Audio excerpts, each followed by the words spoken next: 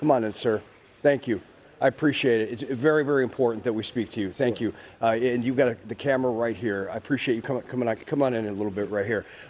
Your name, you're Minister of Social Security. Pearnel Charles, you're the Minister of Labour and Social Security. Also, Member of Parliament for South East Clarendon, which is one of the most at-risk areas in the country.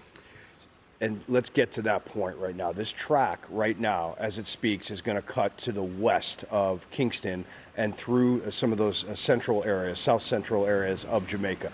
Your biggest concern as far as the residents right now and your mission? So, of course, the biggest concern is to save lives. Next is to mitigate or to minimize damage to property and to the community. So we are, of course, urging all residents to go to higher ground.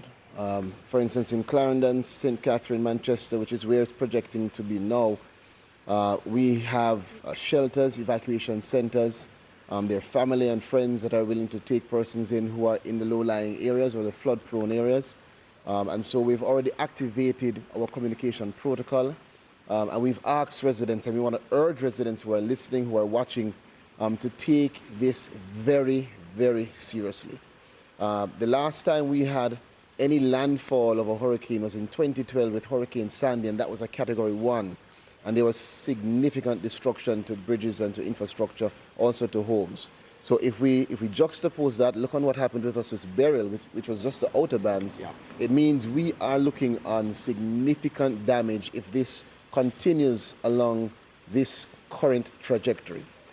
So we've asked persons to not wait until it gets to a point that it's difficult to evacuate or to save you, but rather to take early action. Several of these residents are very aware because they live in areas where we've had these kind of protocols many times.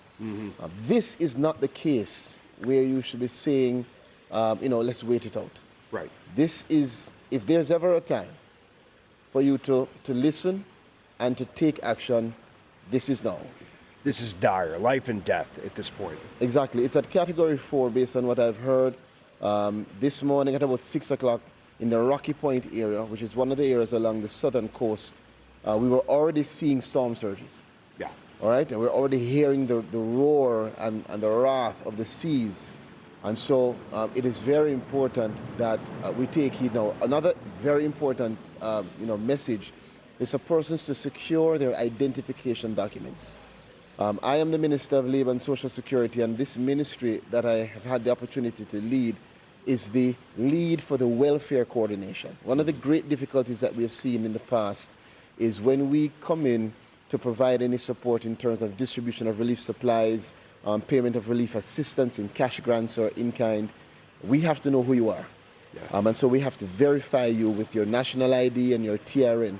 And many times, because of the destruction, persons lose those documents. Right. So we're asking the residents, as you evacuate, take your very important identification documents, secure them, put them in a Ziploc, put them in something that is waterproof, and make sure that you carry them with you. It will ease the burden of the process of providing that relief post-disaster. Do you think that some of the communities here in Kingston, because we drove around through some of the neighborhoods and communities, have a full understanding of what is on the way and the aftermath and how these structures may not hold up? Well, I hope so. I mean, for what it's worth, we had Hurricane Beryl not too long ago. Yep, July 2024. And that is still, within short term of our memory. Mm-hmm. Some persons are still feeling the impact of Hurricane Beryl, and haven't recovered fully from that. So it wasn't even a landfall. That's it wasn't the scary a landfall, part. and it wasn't this intensity either. Right. So I would hope that we have learned a lesson from that, and that we would use Beryl as a recent pivot to understand the intensity of what is coming, and also another factor is the speed.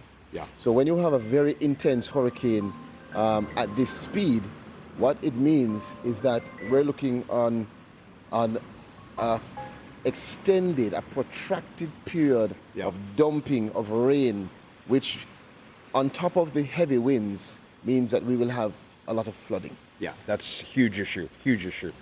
Continues to be an issue for us, and some areas are already saturated. So before this weather system came into play, we had several areas that were already saturated from the normal rain in October. We have a little less than a minute left, but I want to ask you about the government and if you're in touch with the United States at this point and other countries to help with aid in the aftermath.